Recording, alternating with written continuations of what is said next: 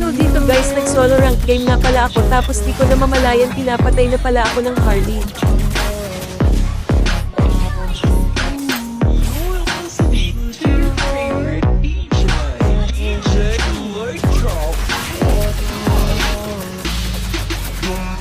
Tapos dito guys, tinanong ko siya kung target lock ba yan o hindi. Di na siya nag-chat dito kaya nagtaka ako dahil ako lagi niyang pinapatay. Tapos dito guys, nag-TP-TP lang naman ako, nagalit na yata.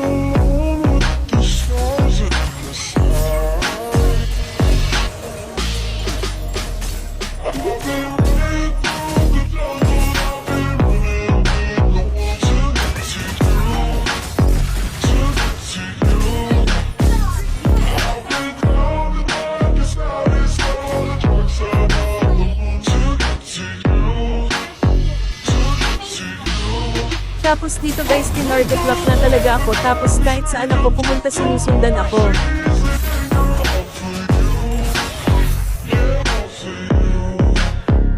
Tapos dito guys, nang papabalik na ko sa mapa at papunta na sana ako para makisali sa clash at naisipan ko munang tumingin sa aking item habang naglalakad at biglang may sumulpot na lamok sa aking daan.